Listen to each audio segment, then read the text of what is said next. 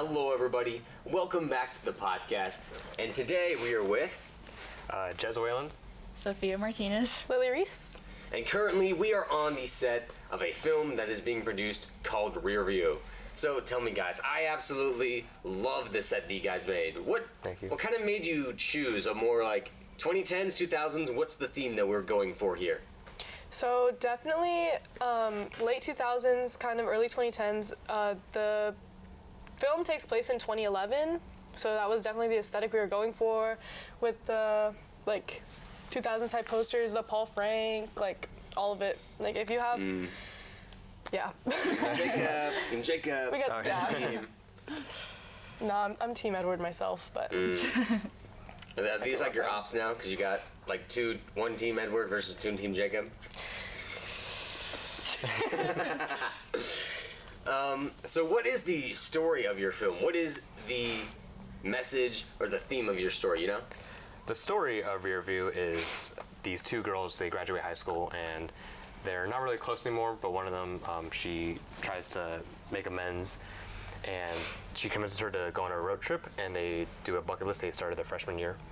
And they never really got to do it because they got busy and kind of grew apart. However, now before they go off to college and go their separate ways, they want to kind of heal the friendship and finish the bucket list before they become adults. The theme you said, am I correct? You said? Is that what you're asking? Okay. The theme, we have a lot of themes that kind of like just about growing up, maturing, and like how it's kind of hard just growing up and like kind of walking that line of being an adult and still being a kid. Is there a main moral or message you would like to reach to the audience watching your film? The reason the two main characters, May and Brittany, grew apart is because they had like a huge argument their freshman year, and they kind of grew apart because of that. So the message I would say is don't let dumb little arguments like affect like your friendships. Like friendships like are precious and forever, so we can't just let small things just affect that. You know what I mean? Yeah, I completely see what you mean. Yeah. What made you want to make a film like this? Well, Lily and I, we pitched this to our class, and we kind of just wanted to make a lighthearted comedy that can relate to seniors about to graduate, right? Am I correct on that? Yeah. I see what you mean. And how long did it take you to make this set, out of curiosity? I just really like the set, yeah. How long it took to make the set? Well, we started during winter break, so halfway through December, and we just finished it like 2 weeks ago. So however much time that is. January to like mid-March, right? Yeah, so January to like mid-March. So yeah, it's not even mid-March. I'm sorry. But we actually are gonna change the set. We're gonna make it look more younger in like 2007 as we're getting a flashback in the film. So we are gonna change this again, and then we're gonna have to shoot again. Nice. Yes. What do you think is the biggest? This seems like a lot of hard work for you. So in your opinion, what do you think is the biggest struggle or difficulty that you faced working together to make this film? I think it's just a lot of some of the stuff is new things that we've never really done before, but that's kind of the fun part because as a team we get to learn things and grow together. And I know some people think it's not wise to try new things when you're on a really, heavy project, but sometimes new things can turn out good, and it's worth taking the risk. I think another challenge would be, as any production faces, is scheduling and finding the time to produce a film. Speaking of filming, not only do you require an immense crew to film the product and build the set, but you also need actors. Out of curiosity, what was the hiring process like for getting those actors in your film? Well, that's literally one of the hardest parts. Yeah, it definitely was. It took like a month and a half to get actors in. Yeah. And we have like probably the smallest cast. We only have two main characters. Yeah, and we like sent out a bunch of flyers and stuff, hung up flyers like around COS and like gave them out to people. And we had about 20-something girls 27 girls 27. So 27 girls filled out the Google form, applied, put themselves out there, and then we ended up auditioning like four. We ended up auditioning 4 of them because everybody else dropped out. Yes. So definitely one of the harder parts of making a film is just getting a cast that's reliable, committed, and available. So yeah, took a while. That's cool. What are the names of the people you chose, and what qualifying skills or characteristics did they have that you did not see in the other people that participated? Well, our two main leads is Alani Vang, who is playing the role of May. What we kind of saw in her is she did theater, right? Theater. She kind of had the vibe of the. May is kind of a nerd. Our character May, she's kind of a little nerdy and a little sarcastic. So she kind of had the vibe when she auditioned.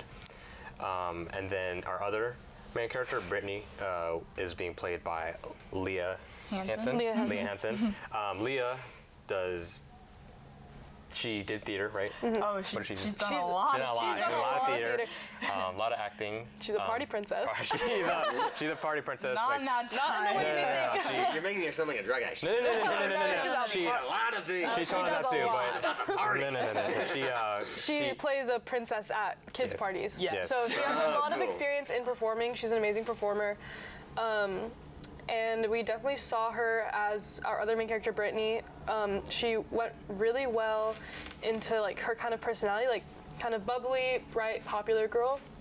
She definitely matched the vibe. And then, of course, we had to have them read together, and like during the audition, and they were just great. Like they got along really well. It's like they stepped in the studio and it felt like they were already like best friends. Like they've known each other for so long, but they had just met. So we got really lucky with that. Yeah, so you could say they shifted into the mold of the characters you wanted very well. Definitely. they did exactly. Yeah.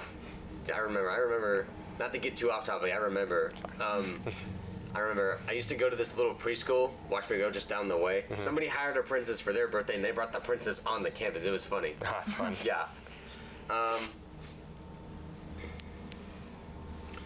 Did you have other film ideas in mind before you decided to settle on making Rearview? It sounds like a lot now. So, can you repeat the question? Did you have any other ideas on what type of film you'd like to make before you settled on making Rearview? I had Sit down, everybody. I had an idea, Sophia had an idea, but my idea before Jet and I landed on the one that we pitched, this one, Rearview, one of my suggestions for a story, it was called an omedy, and it's a combination of the words Amish and comedy, so it was gonna be, an Amish mockumentary. So it was like, I don't think I need to explain anymore. It speaks for itself. I think it speaks for itself. So, yeah, and then, I mean, Sophia had pitched a different film with a different partner, and if you want to talk about that. It was a totally different genre compared to this. If anything, it was more closely to Shattered. It was a neo-noir, like detective film as well. The only difference was like our detective was actually a ghost and he was solving his own murder. Nice. But Did he smoke 20 cigarettes just like in the film?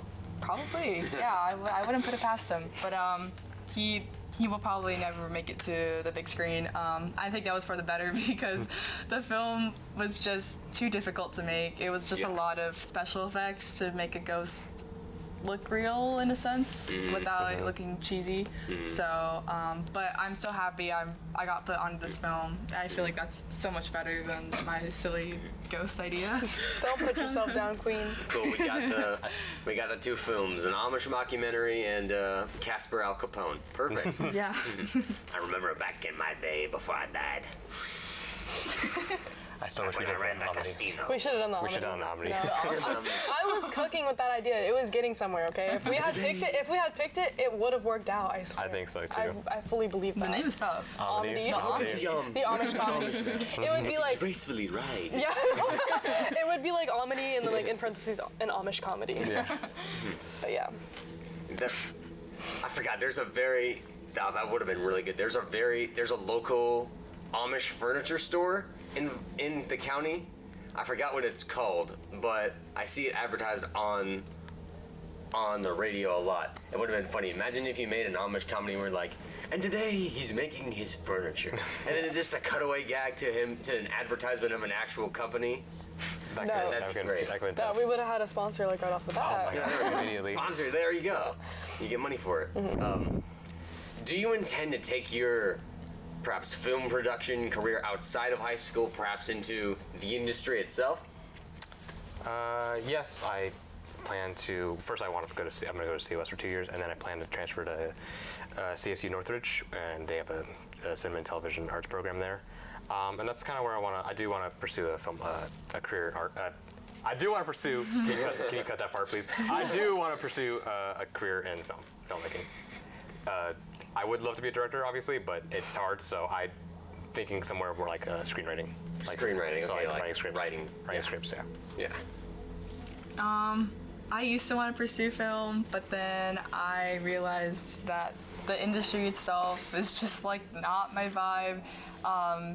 It's a really difficult industry to get into, and so I decided to go to my roots and pursue psychology. But I do want to do forensic psychology. So I would be working with, The roots of the brain. crime and justice and law and stuff. So Yeah, similar to Sophia, I always wanted to be like a director or work in the film industry in some sense of the word. And like that's still, I would low-key still be down to do that. Like it's a possibility, but I mean, I honestly have no idea like what I want to do or what I want to be when I like graduate college. Like once I. What stage of production are you guys in right now as of making the film? Currently, we are in the production stage, so we're actually going out shooting. We were past production, which is all like planning the sets, so we're planning our schedule, set dressing, all this. So currently now we are actually shooting our film. Mm-hmm. I think we were actually the first team to start shooting. Am I correct on that? Yeah. yeah. This is true. Excuse me. Bless you. Leave that in. You said Leave that in. Yeah. Leave that Hey, in. when do you not want to be blessed? Yeah. Right. Thank you. I'm very, very blessed today. Thank you. Thank you. Thank you. Cut that out. Call your Uber. Okay, so because of your how many years have you guys been in the Media Arts Academy, and what have you learned from the Media Arts Academy? What are the significant lessons that you've taken away from it? Oh, well, we've all been in it for 4 years. Well, I can't say that for everyone in the academy, but I could say at least for us three, we've been in it for all 4 years. What have we learned in all 4 years? Personally, I just tried my best to be well-rounded as possible. I feel like I've put myself in almost every single job, except for the job that I'm currently doing, which is producer. This is my first time doing it. And I'm trying my best, so. You're doing great. Thanks. But that was kind of always like my goal from being in the academy from the beginning, was just being well-rounded, because if you dabble in a little bit of everything, like, you'll be good for the most part. Totally. So. Yeah. For me, the biggest thing that I've learned, probably patience. And even then, it's faltering. But definitely, the academy, it's all about patience. Teamwork is like, probably teamwork is the biggest thing. Because I mean, you're working with these people, and you might get grouped, like, because like a lot of the time, the teams that we're put in to make films is like involuntary. So you might get put with like your worst enemy, or you might get put with your best friend, and it's like, regardless, like you have to figure out how to like work with others and collaborate, and not put others down, and also like not let others put you down. So it's like definitely you have to work on communication a lot, collaboration, and then obviously creativity, because it's all about like, it's an art. It's a I completely understand that, especially managing the podcast. When we used to have a larger group of people making the production, more of like a standardized group of people rather than switching out every now and then. I found it really difficult at first to sort of orchestrate my ideas collaboratively to make the podcast itself. But now that I'm getting better at it, it's easier to it's easier to address others more authoritatively about my idea of what I want in the podcast without coming off, for lack of better terms, as an asshole. If that makes sense. Yeah. Are you leaving that in? Huh? Are you leaving that in? Yeah. You have to like leave it out. All right. Okay. I think that is going to be all with us today. It was a pleasure to get to speak with all of you. It was a pleasure. Yes. And again, what was the Instagram again? Rearview.film. Rearview.film. Rearview.film. On the gram. Please subscribe. Please follow. And I think that's going to be all for today. Thank you so much. Have a good day.